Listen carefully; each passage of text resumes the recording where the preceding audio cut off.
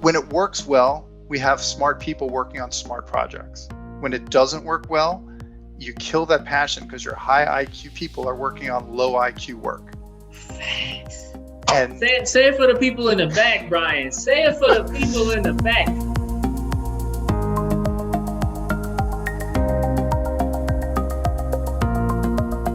Good afternoon, good morning, good evening, good morning, and good everything to everybody. This is another Collectiv Conversations. Collectiv Conversations is a series where we talk with accounting, finance, FP&A leaders all across the globe. I am really excited to have this collective conversation with a good friend of mine, Bryan Lapidus, who is the director of FP&A practice at the Association of Financial Professionals, the AFP, which is a great organization. They put out so much content about FP&A, accounting, finance, and everything. Bryan, welcome to the Collectiv Conversations. Chris, as always, great to be with you. Great to talk to you. Awesome. So really like how I like to kick this off, I ask all my guests, right? Like we're coming out of the pandemic, like things are starting to really accelerate. Businesses are opening back up. Restrictions are being eased. Travel's getting back up. Like when you think about the value proposition now of FP&A, what does that translate? Like how does that translate before the pandemic to where we're at now? How has that value proposition increased? I think that the short answer is it's go time for FP&A. Yes.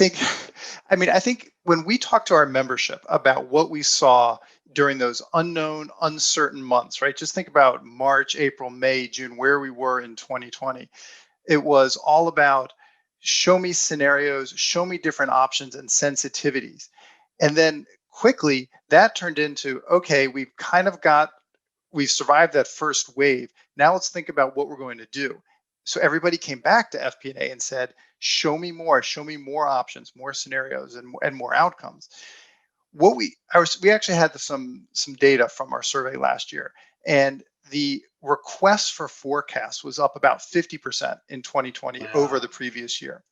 Wow. And then when we said, well, what's your expectation for 2021? Everyone said just more of the same. We saw that FP&A was being included in conversations at the senior most level, and everybody got used to that. So the new normal is people coming to FP&A, asking for our input, asking for guidance on what does all this data mean, what comes next, and honestly, that elevated visibility is here to stay. I love it, man. When you said it's go time, right? Like when people ask me that same thing, it is our moment, right? For all the things that you just mentioned about, when you think about 2020, right? And coming into 2021, like it was less about how are we growing our top line so much crazy. It was go time. It was get optimized, right? Like FP&A leaders, organizations, teams, industries was like, we need to have this moment to get as efficient and optimized as possible. And like, we need to do that right now. And what I've seen too is like that carrying over a lot of those practices. Right now, I think it's in phases. Like I remember in the peak of the pandemic, just the pulsing inside the business across all of our entire globe, man, just like pulsing conversations, like trying our best to cascade as much information. Now, granted, we're still cascading that same information, but we've kind of got back to a point where it's like, we're not looking at things on a weekly basis. We're kind of getting to say, okay, we can take a little bit more relief and like start looking at things quarterly. We are nowhere near looking at things in an annual perspective yet, just given all the developments or things that are changing. And exactly what you mentioned, it's go time. And go time is like accounting, finance, FP&A. Hey, chief revenue officers, like revenue being the top line, finance, you are at front and center, you are the spotlight, the camera's on, and they want to show. Right. So I think that is definitely one of my key takeaways as well that has translated forward for sure for accounting, finance, and FP&A. Someone gave me this quote, it's really interesting. He called it the theory of the altitudes, 3 different altitudes for how finance needs to operate. And you have to operate at 50,000 feet, which is you have to see the whole picture, what you're doing, how your company fits in the market. You have to operate at 50 feet, which is operational, what comes next. And you have to operate at 5 feet, which is really intensely focused on laying things out, what comes next, short-term metrics. And what's happened is finance has been asked to be at all of these all the time, right? It's where is our capital? Where are we putting? Where are we deploying it so that it makes sense to the owners, the outside, our customers, all the way down to supply chain and incredibly tactical short term. So your comment that we've moved from weekly forecasts to quarterly forecasts, right? So that sense, well, we really have to be in all places and hold multiple points of view at the same time. People are looking at that, and also there's very few people in a company, especially in larger companies, who have that breadth to look all the way across, right? Business unit leaders are focused on their business units, but somebody has to be able to say, this is how what you do ties to our overall company goals. Maybe it's, return on ROIC, maybe it's ROE or in revenue growth. Somebody has to tie it all together. And finance, and specifically FP&A, is uniquely positioned to be that person that ties it all together. Yeah. Oh man, like I love that altitude example, right? Because so many times, right, you have to in conversations, right? You go from like being way in the details to now you got to go. I just got off of a call where I was talking with our global leaders, and they're like, Chris, you're too focused in the weeds. Like you got to come up to here with us. Like get in the sky with us. Like they literally said that to me, and I was like, you're right, right. Like I got to change my mindset. Let me get to the sky. Let me see like a greater horizon around that. And I think for me, like going along with that altitude example, it's really like transformed, I think, the most important side of FP&A, which are the people side, right? It's really transformed what that skill set that you're looking for. And like when I look at top finance teams, FP&A teams across the board and consulting, all different kind of industries, there's a certain skill set now that I think is really bubbling up to the forefront that those top teams, those top organizations, those very, very like cutting edge like companies and practitioners in FP&A are really moving towards, right? In your opinion, in working with the AFP, I know you guys have members all across the world. You're one of the largest, if not the largest, accounting, finance, FP&A organization. You guys do tremendous work around FinNext. So you guys have all the pulses of all the different industries and the data. When you see those people skill sets that are bubbling up, we talked about it, how it's moving goal time. Like, what are those people aspects of it that you say are like, hey, if I was a FP&A person now, these are the traits and skill sets I would be placing my bets on. What are those in your opinion? Yeah, it's funny. I just had a panel with 4 CFOs on it, and they couldn't stop talking about curiosity and mindset. They couldn't stop talking about the need to get out and to explore and to understand the business. I'll give you a big picture of where I think we're going. You mind if I step out on a limb and be a little provocative? Let's go 50,000 feet. I'm in the plane with you, Bryan. 50,000 feet, Captain. We want to go 50,000 feet. Let's go. All right. I think that overall, the CFO function has its control function, which they're going to be keeping, and you never get rid of the control function. And then there is the value adding function, and that value adding function is the people who are doing that, the mindset, the way that the automation is going and building up the FP&A function. I think we're really going to start thinking about FP&A as internal economic consultants. It is, how do I have a problem. My problem is I want to optimize my revenue. I want to maximize margin. I want to grow this. I want to figure out how to, even something as small, I had someone explain this, as manage the other part of the T&E expense line better, right? What I'm seeing in the leading companies is FP&A people are being given problems to ask, to solve. Okay, you wake up, here's a problem. You're going to work on this team, this project for the next 6 months. And in that, you're going to do some research. You're going to figure out the problem. You're going to bring your general ledger knowledge, because it's often comes down to revenue or expense. And you're going to marry that with the operational piece and how the business actually runs. And you're going to figure out, whatever it is, a way to do it. When you think about consulting, what are the skill sets that you need for that? Well, you need to listen, right? You need to listen. You need to be a little curious and ask good questions and probe and get a little bit deeper. You need to understand the strategy at 50,000 feet, and you have to present answers at a 5-foot level. So you've got to move back and forth and tie it all.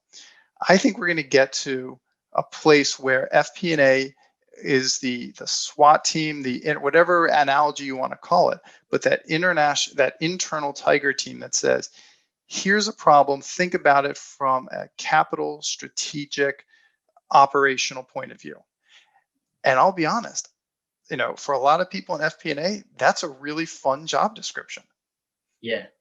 Yeah, I mean, that sounds, you just explained it. I'm like, when can I sign up for that? Like, I want to be SEAL Team 6 inside my organization. But yeah, it's totally that analogy, right? And I think like the curiosity aspect of it, like when I think of those prevailing FP&A skills that really sharpen people and really like the top 5% of valued advisors, I call it the ABC of FP&A, right? Always be curious.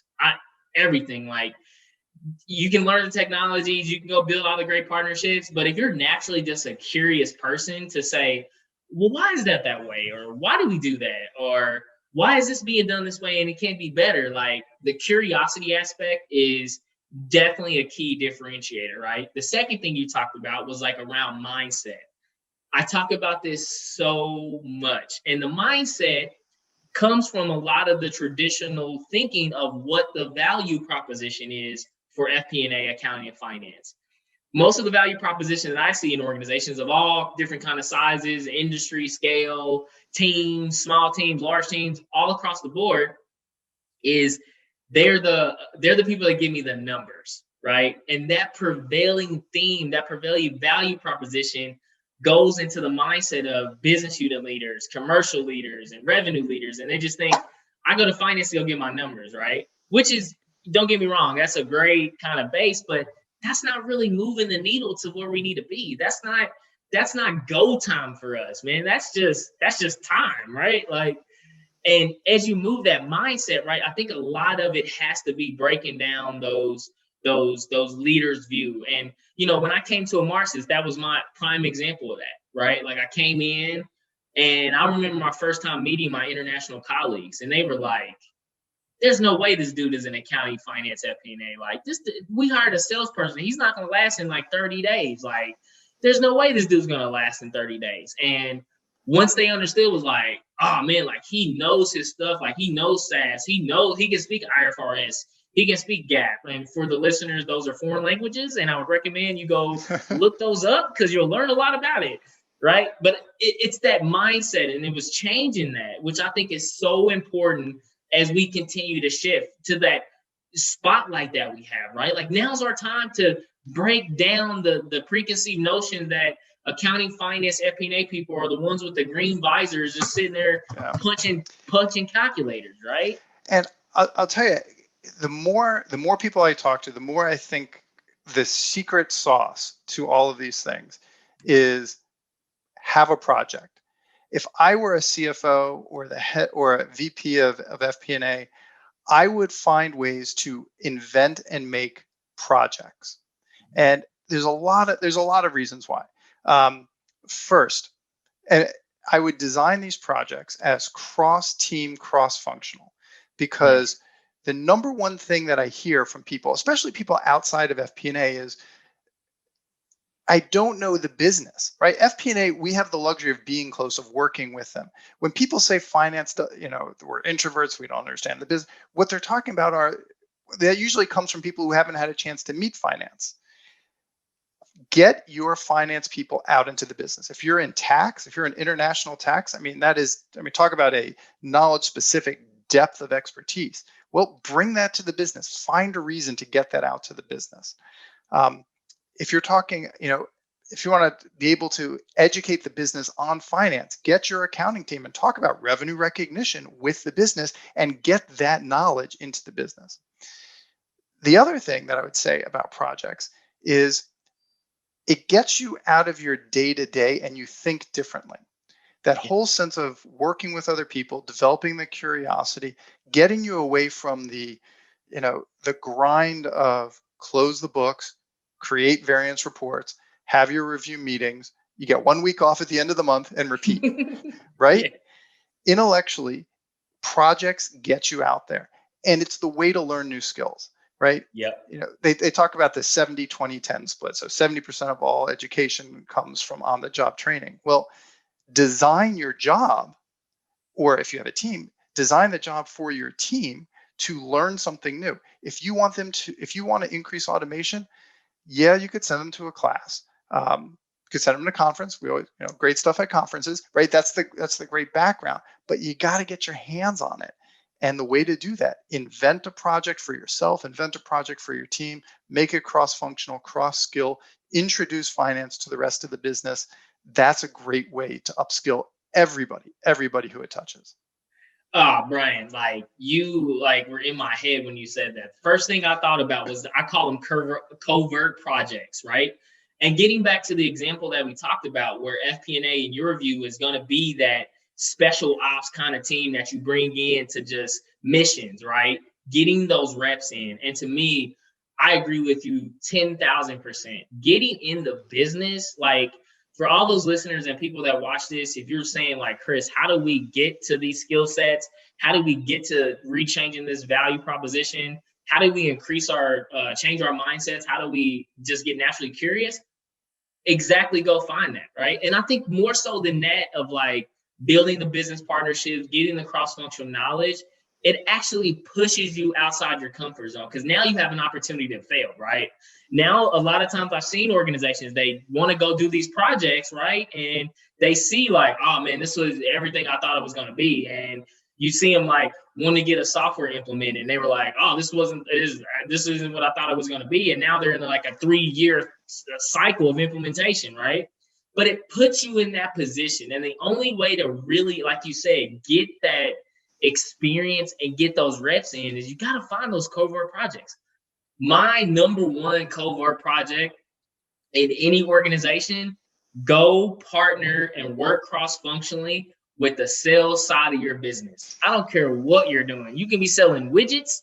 You can be selling, plane rides to with Jeff Bezos and his brother to go outer space. Get with those people, right? Because the sales side of the business is going to give you, how is this business making money? How has this business gone around that? And I think we're the back end of the process. When they make money, that's when we post the revenue to show that they make money, or we collected the cash that they get. So we're at the last end of the funnel. Start at that very top of the funnel. Start with your sales. Start, how do you go to market? How do you position your product or service in the market to get customers? Find covert projects around that, build those partnerships with those people. And like you said, Bryan, work cross-functionally with them, right? And to me, go ahead. You got to know how the company makes money, right? Yeah. Otherwise, you're just sitting there giving opinions based on, how to save, or, how to save money, or how to manage your cash flow or your earnings. But until you're out there on the line, seeing how the money comes in, seeing how it doesn't come in, what parts of products work, then it's hard to really claim business expertise. You got to be out on the line. Definitely. And I think that is where you talked about it earlier. And I always said FP&A was always going to fit in between the CFO and chief operating officer. Why do I say that? Because when you look at the FP&A, where it is evolving into, we have that historical tribal knowledge from the CFO, the accounting, the finance, the close, the collections, all that stuff. But this operations element, going in and being a problem solver, to like you mentioned, take a complexity that's 50,000 feet and working with the leader, to take that all the way down to the individual worker. And I think a major point of reference that a lot of accounting, finance, FP&A people fail at is they fail to identify the business on what I call with them, or what's in it for me. Listen, everybody in every business has a what in it for me. That's their driver. And the moment that you can connect that in the operations to how you're guiding the result, or how you're guiding the KPI, you get instant buy-in. You get instant connection, because now that person looks at you as this is an advocate. This is an advisor for me. And they're going to help.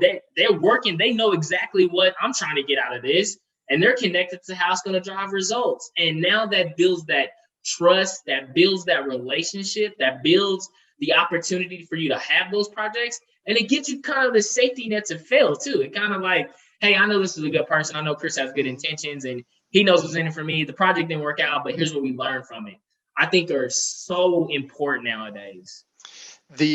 Right in this move from control-based finance to value-based finance, the key thing that's been added is the ability to have access, or for finance to have access to operational data. And that's where you say, fitting in between the COO and the CFO.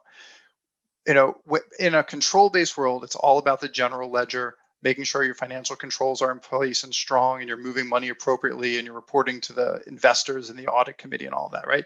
Yep. That's all got to be locked down.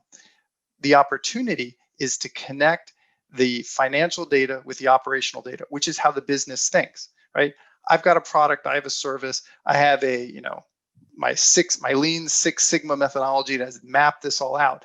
And maybe it just doesn't square as easily, or I don't see how that maps matrix-wise to the general ledger. Okay, it's up to FP&A to be able to talk the language of the business and the operations and the operational data, the strengths and the weaknesses of the data, and to figure out how to tie that back to the general ledger. And without getting too wonky, this is the opportunity for automation. This is the opportunity for the systems to tie this back and to have your dimensionality and to have your tags between the two, so that happens quickly. That's how finance gets that seat at the table, because the table, they're talking about operations. They're not trying to figure out the $25 variance in T&E other, right? They're trying to figure out how to roll out the new product in the new market, and and the $1 million, the $1 billion variance. That's where we need to play, but we can only do that if we have the operational data and we bring that finance point of view.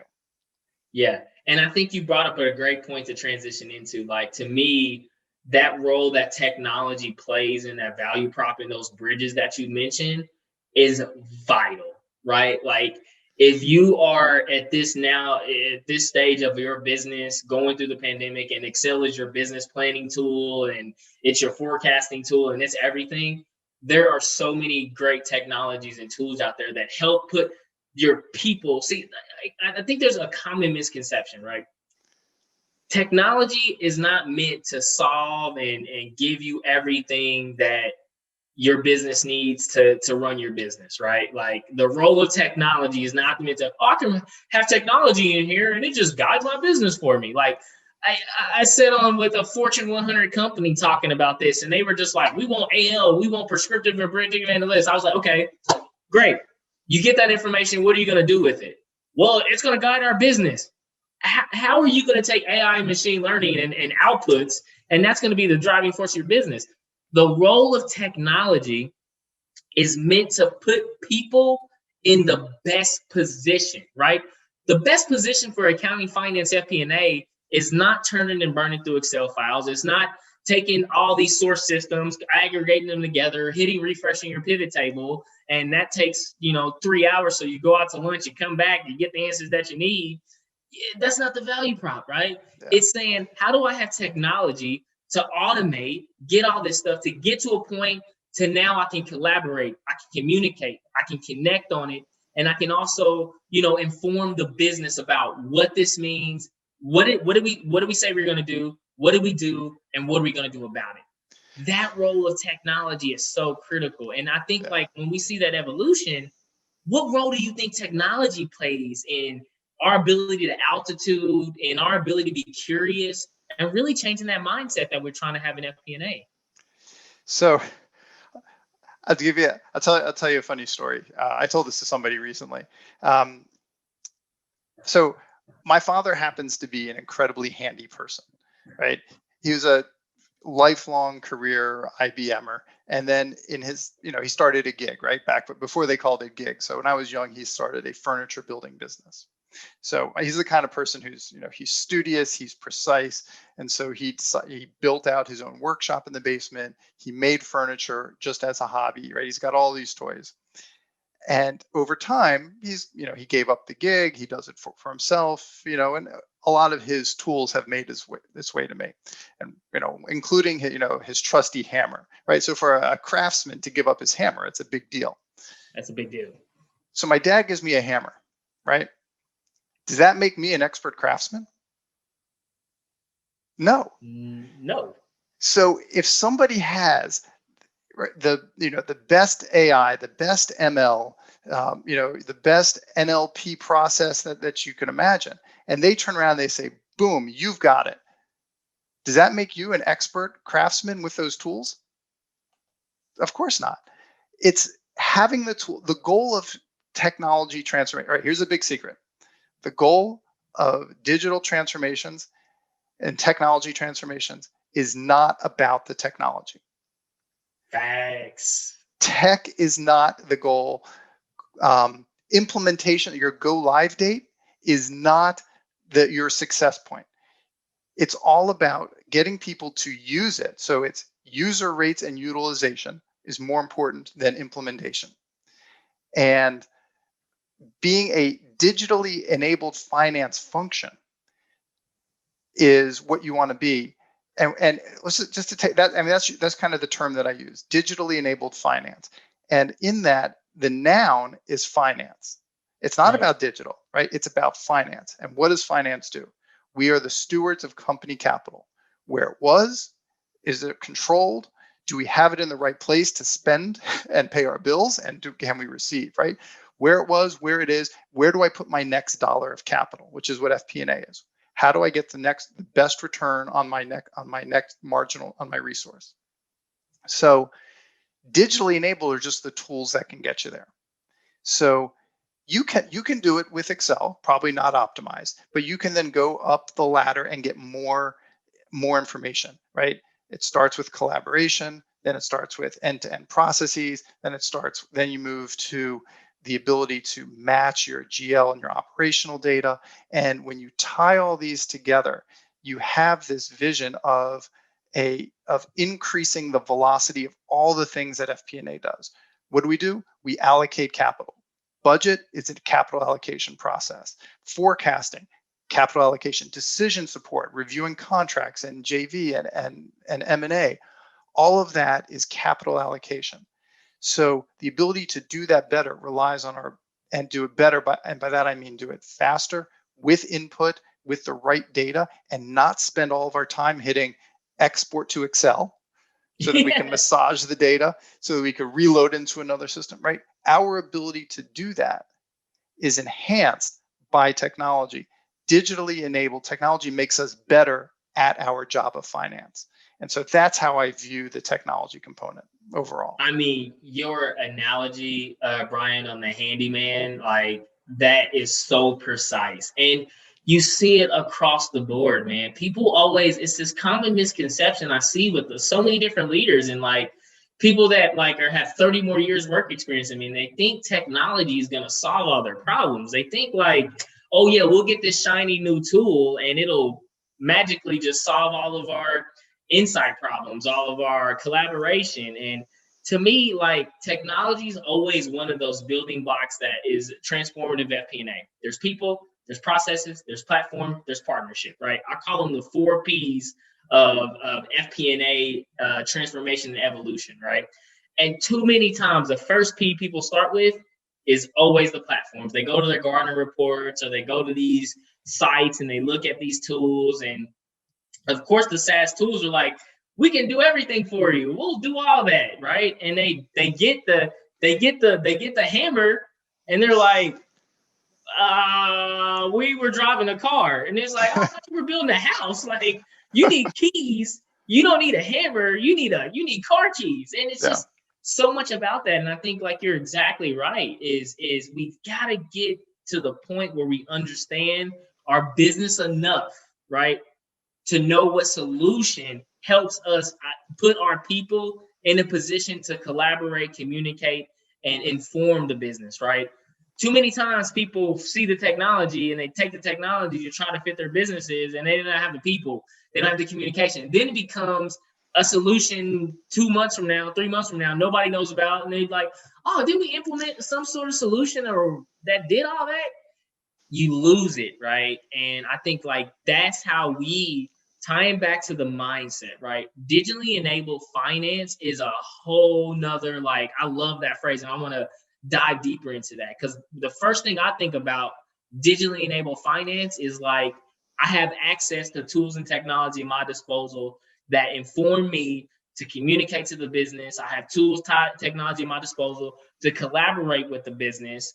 And then I have tools, technology in place for me to connect to the business, right? And that whole ecosystem, right? And how we're driving that value proposition is transformative, but it's so like in its infancy. It's so like not even hit the ground running in a lot of organizations yet. So to So me, here, when you think of yeah. So here's what I would say to that idea of it being in its infancy. Um, there was a time that Excel was the new technology, right? Or Lotus 1-2-3, if you go, or VisiCalc, oh, if you you're go. going old school on us. You're going Yeah. old school. That's even before my gray beard. But right, so the technology has changed, and with that, over time, the expectation for finance has changed. The only Yeah. reason why we're talking about value-added finance is because we can. Before, it just, the level of effort, the time it would take, we just couldn't get to it. But technology has made our jobs easier so that the CFO can say, oh, I've got a set of people who are quantitative, financially oriented, model driven, um, realists about how the business works.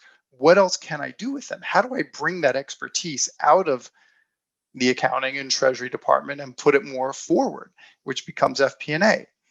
So the evolution is happening. And when we look back at key reports and consultants from 2 decades ago, they were saying things like, oh, finance is spending too much time reconciling data, right? Well, this idea of better and newer and more technology has been around for a while. A couple of things have changed. It's the technology keeps getting better. So when we look back, we can do more because the technology is getting better. Well, just think a little bit ahead. If things have changed so much in the last 10 years, it's going to change a lot more in the next 10 years. So any solution that we come up with, we have to be nimble enough to say it's going to change in the next 10 years. So whatever is digital now, there's going to be a new digital later, which is why the focus on finance. So the technology keeps changing. The expectations of the CFO are changing. When there may be something more expected from us. The only thing that seems to stay the same is that change is hard. Yeah. And so how do you put yourself on that footing to say, I'm in finance, it's digitally enabled finance, it's going to keep changing, I have to get accustomed to change because it's not stopping. Yeah, and I think, change, like that is a great word to describe, right? And when I think about accounting and finance, when it comes to tools, technologies, and these evolutions, we are not the early adopters, right? We are the risk averse group, right? So we're like the late adopters to a lot of this stuff, right? Like when you look at commercial and marketing organizations, they're usually in the forefront of a lot of these transformative paths and things like that. And for us, I think we have to shift and it gets back to mindset, which is another thing we talked about earlier, right? We have to be early adopters of how these tools and technologies help move us to the value proposition that we want inside the business, right? And it's having a hard reality, right? I think so many times, like practical ways to the listeners that they say, well, Chris, how do you do that? The first way I recommend everybody and I advocate on how do you do that is you have to understand where you're at now, right? Like take a real hard reality check in the mirror and say, what is the value that my accounting, finance, FP&A team brings to the organization, right? Talk to your leaders. Look at your people, right? Like if you have a whole team of nothing but CPAs on your team and they have masters of accounting and they're like, yeah, right? Like, okay, but establish the baseline first, right? To mitigate that change, because it's hard for us. Change for our group, just changing GLs, or if you change like I don't really experience that a lot in SaaS, because most of my experience is small, medium-sized growth companies, and we change every day. We pivot and persevere on the fly. So I'm kind of like, if it's not changing and developing, I'm kind of like, what the hell's going on? But getting that baseline of where you're at on your people, where you at on your processes, where you at on how you leverage technology, where you at on your partnerships, really taking a hard look, asking the difficult questions and saying, right now, today, here's where we are, right? That gives you a springboard to say, okay, the people, the process, the platforms, the partnership, how do we get to where we need to go? And know that that's not a moment in time stop point. That's going to be an evolutionary process, because exactly what you mentioned. Things are changing. The macro, the economies are changing. The value proposition are changing, right? We got this whole thing called cryptocurrencies that's about to change the whole game, right? Like, that's about to be crazy that we start. Could you imagine like getting to a point where we're doing forecasting because we have cash and equivalents of like 60% of our balance sheet in cryptocurrencies, and people are paying us in cryptocurrency, so we're hedging what our potential risk can be on the revenue side? How do you quantify that on a contract if you're getting a contract in Bitcoin? And we are going to get to that point, and cryptocurrency are going to have a huge like wave and ripple effect inside of operations. So, and that's the point that you mentioned. That's evolving. We didn't talk about cryptocurrencies on balance sheets and how to audit that 10 years ago. Now we're having that conversation, right? And 5, 6, 7 years from now, it's going to hit scale. I want to drill down on two things you said. One is you're talking about the what it is. You started with this idea of the baseline of where you are. And I think it's important for finance to be realistic about what their aspiration is. Yep. Right. I think about it as a bell curve, and you have some true leading light companies at the far positive tail end of this curve. And that's great for them. But not everybody can get there in the short term, and not everybody wants to get there. And they may not want to get there because in the short term, they're not getting the investment from the CEO and the board to get there. They don't have the time, or back when I used to run finance, I had the head of marketing say to me when we were talking about investment dollars and new systems, he says, Bryan, you have to make the beans before you can count the beans, right? Getting investment in finance is always hard. Okay. And so not every company is going to see, certainly in the short to medium term, the return that they want on investing in finance relative to the return they want investing in new products, something new sales, something that's going to bring in the beans.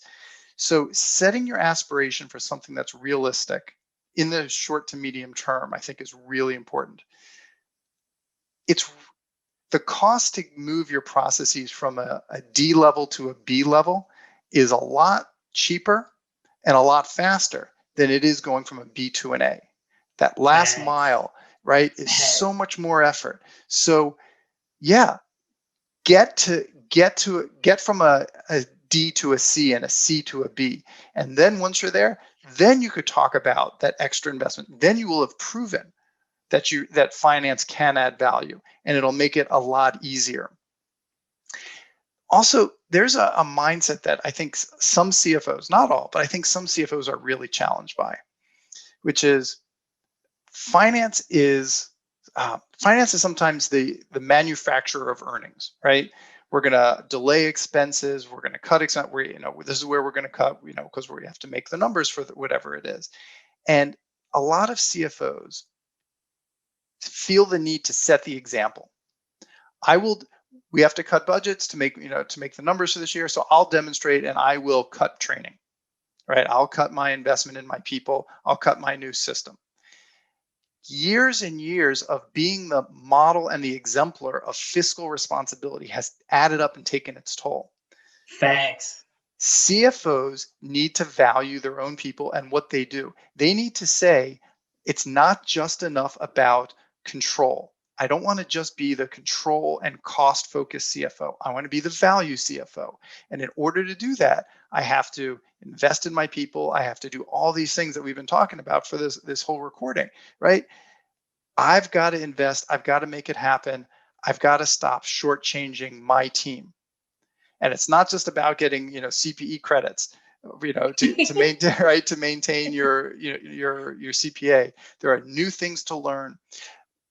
We did some research that shows that 4 out of every 10 finance group is hiring non-finance people into their finance function. Why? Because the skill set of writing outer join SQL queries and connecting the databases isn't there. Well, finance people can do that. We could think that way. Make the investment, create the project to upskill your people and realize the talent you have within.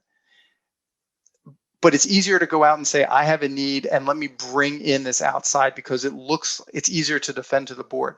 Finance needs to be a little bit more selfish in developing its people, investing in its training, upskilling its people, and setting a vision. And that vision is, I'm going to improve, I'm going to deliver value to my customer, and everybody is going to benefit from that. Man, Bryan, there's so much like fire in there, dude. And I think the number one that stood out for me is CFOs like marching in the direction of saying like, oh yeah, when it comes down, we're going to be the first ones to sign up, and we're selling ourselves short. We talked about mindset on so many Collectiv Conversations. Please, all the listeners, VPs of finance, CFOs, whoever your role, quit cutting the corners. Like, we got to stand tall and say, yeah, we got to invest in our people. We got to invest in our people first, right? We got to upskill, right? I think so many times too, when it comes to the people aspect of it, where CFOs fail, is they go and they have a recipe of success that they played out 20, 30, 15, 5, 2 years ago. And they're like, I already know what this needs. I need this people. I need this in this area. Listen, stop putting in people to solve problems. That doesn't scale anymore. We can't continue investing in people just to solve problems, right? Like, we got to invest in our people to say, how are we taking the skill sets, the talents, the passion that our team has now, how are we taking it to the next level? And so many times in my career, that has been what I came into the role to do, right? Like, this is my third software company I've been at. And every time I come into the organization, I was never coming in to what the organization needed at that time. I was coming into what the organization needed 5 years ago, but that's going to help build them to where they need to be for the foreseeable future, right? Like, when I came into Amartys, I remember having a frank conversation with the CFO, my direct manager. And I said, look, if you want somebody to come in and manage the books and run the month-end close and make sure our IFRS 15 entries posted on time and work with the auditors to, work through this ASC 606, I can find you top people right now to do that. But if you want somebody that's going to build a partnership, build the connections, build out a transformative team that leverages tools and technology, that has core competencies that complement everybody on the team, that really strategically focuses on growing what the U.S. market needs to be, I'm going to be your person to do that. And again, it's too many times like CFOs go to their playbooks, or VPs of finance go to their playbooks that they have. And I struggle with this sometimes, because in my career, I built playbooks up and I have to stop myself and say, Chris, this is a whole new situation. Like, don't try to find and revisit something I did. Come at it with a fresh perspective that I may see something different that I didn't see that other time in that other experience. And that's the piece of it. So, and it all gets back down to mindset, man. And you knocked it right out the park, Bryan, when you said that, like, we got to quit like filling into the narrative of what traditionally people have thought accounting and finance is supposed to be. We got to break that down. Yeah. Honestly, expand the field, expand your aspiration of what finance can do, which is more than the control functions, more than the regulatory compliance, right? If you look at finance not as compliance, but as adding value by bringing our unique finance skill set to the business is receptive to that. You talked about passion. We've got a set of, when it works well, we have smart people working on smart projects. When it doesn't work well, you kill that passion because your high IQ people are working on low IQ work. Facts. And say it for the people in the back, Bryan. Say it for the people in the back. I think you need to say that again, Bryan. Please, yes. To kill the passion in finance, put high IQ people on low IQ work. If you're the CFO and you want to deliver value to the business and you want to bring what finance's unique skill set is to the table, create projects, find the work, be the partner, and bring finance's talent to the forefront of the company. Yeah, and it's upskilling, man. And in conclusion, wrapping up, I want to get your final thought on the question. But yeah, it is. And now with us having the spotlight now, Bryan, is what we teed off the first, couple minutes talking about. Listen, leaders, VPs of finance, CFOs, directors of finance, whatever your role is in finance, you have the spotlight. Now is our time to change what that whole narrative is going to be for the next 10, 20 years, right? Which leads me to my question I want to follow with you, right? Like, when you think about the legacy that you're working on with the AFP, and, I'm excited about the FinX conference that's taking place in November of 2021 this year. For all the listeners, I've had the opportunity to speak there. It is by far, when you talk about upskilling and learning those new skill sets and getting that practical experience and really coming somewhere to get the skills and the leaders and the framework that you need to go build that, I highly recommend all the listeners go check out AFP, go check out the FinX conference. I highly recommend that conference. It's absolutely amazing. But when you think about the legacy, right, that we're building right now, like, where are you placing your bets, Bryan, 5, 10, 20 years from now? The legacy of finance or the legacy of FP&A? The CFO position has changed so much, right? Do you know what the actual word budget comes from? Have you ever kind of looked into the etymology of it? It's probably some Ford experience that was like at a Ford plan. They were like, well, we have this coming in, so we got a budget of this. I'm not informed. So even going further back than that, a budget is a French word for a wallet, and they would give it to a ship's captain and say, okay, you're going to go overseas and you're going to trade for spices. Here is your wallet full of money. You can spend this and bring back the merchandise. Literally, a budget was, this is it. Here's the money. Go spend it. The CFO role has grown from this kind of, how do we control, here's this very limited amount of finance, of budget and money to be spent, to being this forward-looking advisor to the company. And I know it's an overused term to talk about partner and partnership to the company, but I would love to see finance be that skill set, be that person that says, let's figure out this product, project, innovation, whatever it is. And we're going to bring in place the best information we have, which does imply that you got to move around in order to get all these experiences. I know how I've worked with sales or in sales, so I know how the money's made. I've worked in accounting or with accountants, so I know how it gets booked. I've talked to our investors. I know what our outside people are looking for. I mean, what a great role that is. It's a problem to be solved. It's fun. It's dynamic. When I ran FP&A, those were always the most fun parts of the job. And figure out, go to conference, go to FinNext, figure out what to read, talk to people.